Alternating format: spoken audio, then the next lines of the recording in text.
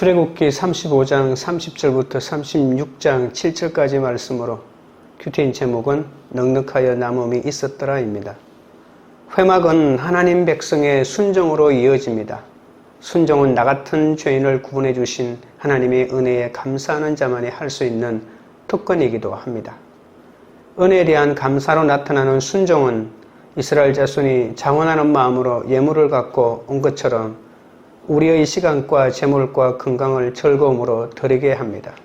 사도 바울은 하나님께 드리는 예물에 대해 각각 그 마음에 정한 대로 할 것이요 인색함으로나 억지로 하지 말지니 하나님은 즐겨 내는 자를 사랑하시느니라고 고린도후서 9장 7절에 말하고 있죠. 그러려면 나의 삶이 하나님께 드려지는 예물이 되어야 하고 편견과 고정관념과 옳고 그름을 내려놓고 질서에 순종해야만 가능합니다. 오늘은 모세가 여호와의 명대로 성막 건축 담당자를 지명합니다. 그리고 버살렐과 오홀리압과 마음이 지혜로운 사람을 불러 백성에게서 받은 예물을 넘겨줍니다. 그래도 이스라엘 백성이 아침마다 넘치도록 예물을 가져오자 모세는 그들에게 예물을 그만 가져오라고 말합니다. 첫째는 지명하여 부르시고입니다. 30절부터 33절입니다.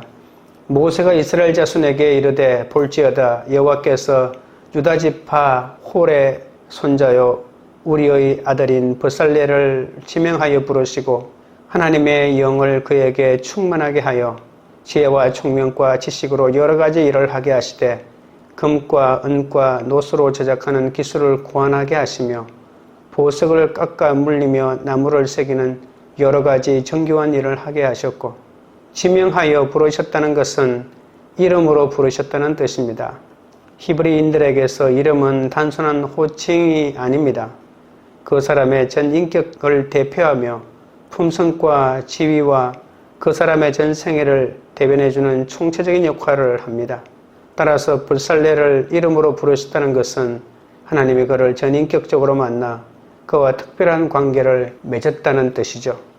하나님은 이미 31장에서 버살렐과 오홀리압이 성막과 도구들을 만드는 일을 총괄하는 데 적합하다고 밝히신 적이 있습니다. 모세는 그러한 하나님의 의도를 백성들에게 발표하고 있는 것이죠. 장막은 하나님의 영광이 임하는 곳이기 때문에 하나님이 직접 청사진을 보여주셨지만 백성들이 경제적인 부담을 감당해야 하는 것처럼 기술력 또한 백성들의 손으로 지어야 하는 것이죠. 장막을 짓는 것은 이스라엘의 종교 지도자 모세와 아론의 몫이 아닙니다. 이 일은 특별한 은사와 기술이 있는 사람의 몫입니다. 이런 일꾼들이 함께 어우러져 건강하고 아름다운 공동체를 이루어 나가야 하는 것이죠. 그러므로 사역자가 교회의 모든 일을 도맡아 하는 것은 바람직하지 않을 뿐만 아니라 성경적이지도 않습니다. 교회의 주체는 평신도이고 이것이 교회론의 본질입니다. 교회 주체가 평신도라는 사실을 온전히 깨달을 때 목회자가 어떤 사역을 우선에 두어야 하는지도 명확해지는 것이죠. 평신도는 목회자를 뒷받침해주는 존재가 아닙니다. 평신도에게 주어진 그 어떤 것과도 바꿀 수 없는 영광스러운 신분과 소명이 있는 것이죠. 목회자는 어떻게 하면 평신도의 사명을 극대화시켜 줄 것인지를 고민하는 것이 교회론의 핵심입니다. 평신도는 동원의 대상이 아닙니다. 또한 교회의 실력과 크기를 대변하는 숫자나 부흥의 도구도 아닙니다. 하나님의 손에 쓰임받는 주체요 목회 사역에서 동역의 대상입니다. 하나님 나라의 백성은 목회자와 평신도라는 두 신분으로 나뉘는 것이 아닙니다. 둘 다 똑같이 하나님에게 사랑받는 백성입니다. 목회자와 평신도 둘 다 성령을 받았고 교회와 세상을 위해 사역자로 부름받았습니다. 만약에 평신도가 하나님이 자신을 다양한 삶의 현장에 보냈다는 것을 제대로 깨달으면 선교의 혁명이 일어날 것입니다. 평신도를 교회 안에 가두어 두어서만은 안 되는 것이죠. 목회자는 자신에 대하여 나는 특별한 소명받은 자요, 거룩한 신분이요, 예수의 대리자요, 사역의 주체요, 섬김을 받는 존재라고 생각할 때가 많습니다. 그래서 평신도들에게 이 같은 초자연적인 존경을 받고 싶은 욕망을 쉽게 버리지 못합니다. 그 때문에 본의 아니게 평신도에게 열등감을 주고 평신도는 소명을 못 받은 사람, 사역의 대상자, 세상 일만 하는 사람이라는 삐뚤어진 정체성을 심어주기도 합니다. 이런 목회자의 시각 때문에 평신도는 신앙생활을 위해 목회자에게 매달리는 비동적인 존재와 그리고 예배의 군종으로 변질될 때가 많은 것이죠. 목회자는 성도들을 온전하게 하여 그들이 교회와 세상에서 하나님의 소명자로 살아갈 수 있는 준비를 지켜야 하는 막중한 사명이 있습니다. 하나님 나라의 사역은 목회자 혼자서 감당할 수 없습니다. 이 사역은 목회자와 평신도가 서로 협력해야만 이룰 수 있습니다. 목회자는 평신도들이 목회자들에게 드는 맹목적으로 의지하지 않고 교회와 세상에서 주님의 부르심에 합당하게 사역할 수 있도록 도와주어야 합니다. 또한 목회자는 목회자와 평신도가 하나님 앞에서 같은 신분이요 사역의 주체고 주의 일과 세상 일은 구별할 수 없는 모두 제사장의 일이란 사실을 가르쳐주고 그들의 삶에 적용하게 만들도록 도와주어야 하는 것이죠. 34절부터 35절입니다. 또 그와 단지파 아히사막의 아들 오홀리압을 감동시키사 가르치게 하시며 지혜로운 마음을 그들에게 충만하게 하사 여러 가지 일을 하게 하시되 조각하는 일과 세공하는 일과 청색, 자색, 홍색 실과 가는 배실로 수놓은 일과 짜는 일과 그 외에 여러 가지 일을 하게 하시고 정교한 일을 고안하게 하셨느니라. 하나님이 거하실 성스러운 곳을 건축하는 데는 특별한 은사와 재능이 필요합니다. 세상의 지식과 기술로는 한계가 있습니다. 그래서 본문 30절부터 35절의 주어를 여호와로, 목적어를 버살렐과 오홀리압으로 계속 말하고 있는 것이죠. 하나님이 모든 것을 주관하시고 버살렐과 오홀리압은 하나님의 결정과 행동의 대상일 뿐이라는 말입니다. 하나님이 버살렐을 지명하셨습니다. 그리고 여호와께서 버살렐을 하나님의 영으로 가득 채우셨습니다. 하나님이 버살렐과 오홀리압에게 남을 가르칠 수 있는 능력을 주셨습니다. 한 분야에 깊이 공부한 학자라도 다른 사람을 잘 가르치는 은사가 없는 경우가 많이 있습니다. 그래서 하나님이 가르치는 은사를 주셔야 다른 사람을 온전히 가르칠 수가 있는 것이죠. 특히 31절은 하나님이 버살렐에게 자신의 영으로 가득 채워주셔서 기술과 능력과 지식을 겸비하게 했다고 정언하지 않습니까?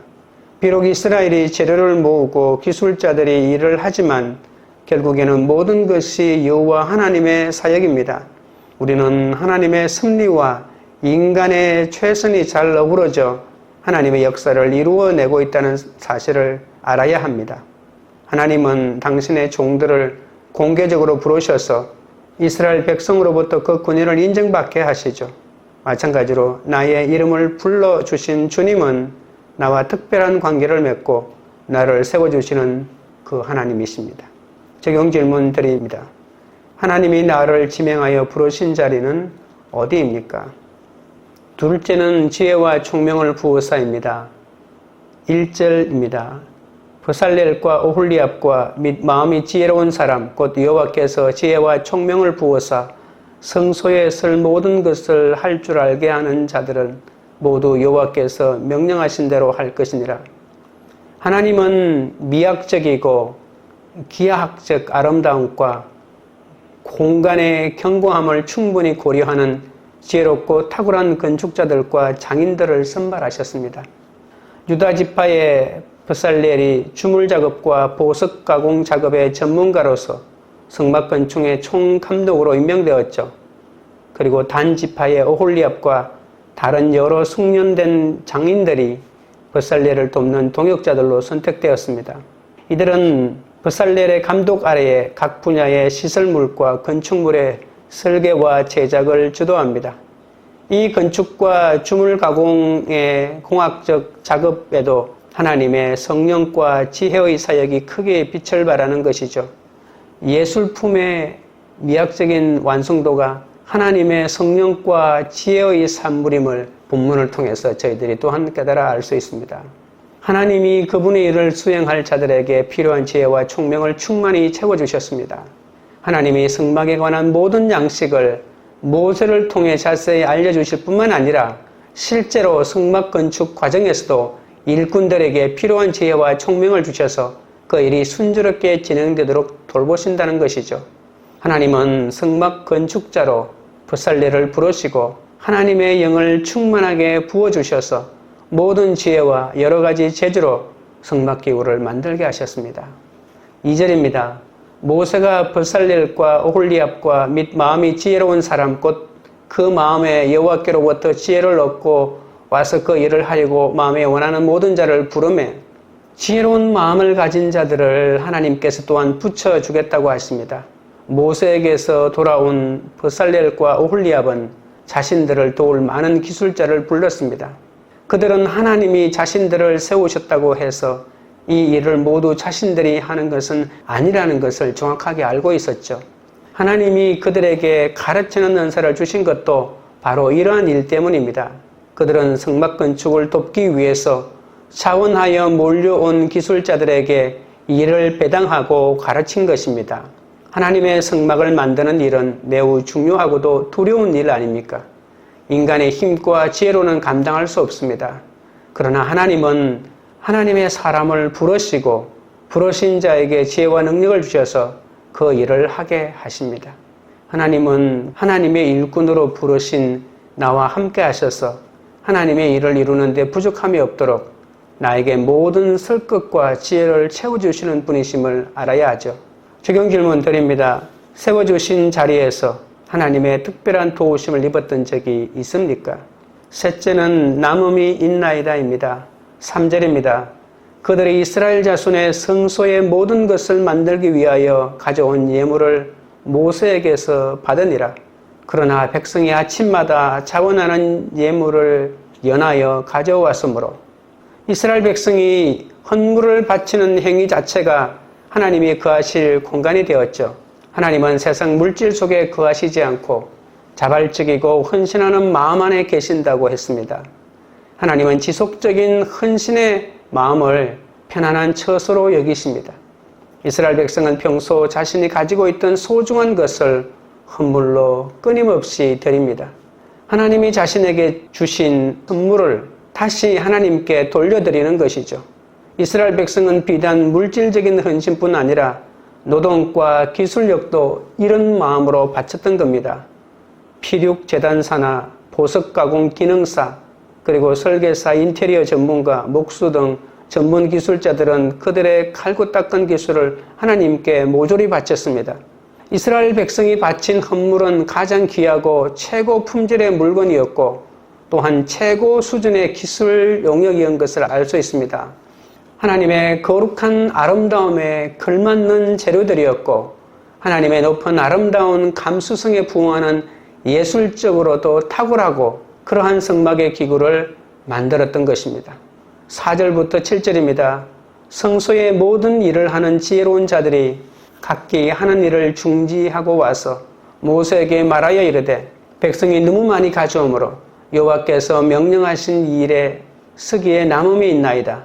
모세가 명령을 내리매 그들이 진중에 공포하여 이르되 남녀를 막론하고 성소에 드릴 예물을 다시 만들지 말라 하며 백성이 가져오기를 거치니 있는 재료가 모든 일을 하기에 넉넉하여 남음이 있었더라. 이스라엘 백성이 성막을 짓는 일에 자원하여 가져온 재료가 모든 일을 하기에 넉넉하여 남음이 있었다고 합니다. 이스라엘 사람들이 하나님의 장막을 짓는데 얼마나 적극적인지 매일 아침 예물을 너무 많이 가져와 오히려 공사에 차질이 생길 정도였습니다. 기술자들이 일해야 하는데 들어오는 물건들을 정리하다 보니 해야 할 일을 못하게 되는 것이죠. 이렇게 해서 성막과 기구들을 만들 만반의 준비가 마무리되죠. 이제는 더 이상의 재료도 필요 없습니다. 하는 수 없이 모세는 예물을 가져오지 말라고 명령해야 하죠. 이것은 그들의 삶이 풍요로웠기 때문이 아닙니다. 오히려 그 어떤 물품도 쉽게 구할 수 없는 광야에서 그들이 쓸 수 있는 생필품은 제한되어 있지 않았습니까? 그런데도 성막을 짓는 일에 쓰일 재료가 넉넉하여 남음이 있었다는 것은 오직 그들이 자원하는 마음으로 자기 희생을 감수했기 때문에 가능했던 일입니다. 이스라엘 역사에서 백성들이 이처럼 많은 물질을 예물로 성심껏 드린 적이 없습니다. 하나님의 거처가 될 장막은 이스라엘 백성들의 아낌없이 드리는 것으로 시작되었습니다. 이들의 헌물은 바로 하나님의 은혜에 대한 감사의 표현이었죠. 하나님은 내가 희생을 감수하면서까지 드리는 예물을 그분의 구원 사역에 쓰고도 남음이 있도록 풍성하게 만드실 겁니다. 적용 질문 드립니다. 내가 하나님께 드렸던 것이 풍성한 열매로 나타난 적이 있습니까? 기도드리겠습니다. 하나님 아버지, 죄인된 저를 지명하여 주의 일꾼으로 불러주신 은혜에 감사드립니다. 그러나 온 힘을 다하여 사명을 감당하지 못하고 있음을 또한 용서하여 주시옵소서. 나의 이름을 불러주시고 나와 특별한 관계를 맺고 나를 세워주시는 하나님 앞에 부끄러움이 없이 주신 사명을 완수할 수 있도록 붙들어 주시옵소서. 하나님은 당신의 일꾼으로 부르신 자와 함께 하셔서 당신의 일을 이루는 데 부족함이 없도록 모든 설끝과 지혜를 채워주시는 분이라고 하셨습니다. 내게 없는 것을 핑계하지 않게 하시고 세워주신 자리에서 지혜와 총명을 부어주시는 주님을 신뢰하며 끝까지 충성하도록 인도하여 주시옵소서. 우리가 희생을 감수하면서까지 드리는 예물을 주님의 구원 사역에 쓰고도 남음이 있도록 풍성하게 만드신다고 하셨습니다. 연약함으로 드린 우리의 헌신이 구원의 풍성한 열매로 나타나게 하여 주시옵소서. 광교우리들 교회가 하나님이 우리를 지명하여 부르시고 특별한 도우심으로 세워주신 자리에서 사명을 감당하는 공동체가 되게 하옵소서. 각자가 하나님께 넉넉히 남음이 있는 드림으로 풍성한 열매를 거두어 영혼을 살리고 하나님을 기쁘시게 하는 공동체가 되도록 역사하여 주시옵소서. 예수 그리스도 이름으로 기도드리옵나이다. 아멘.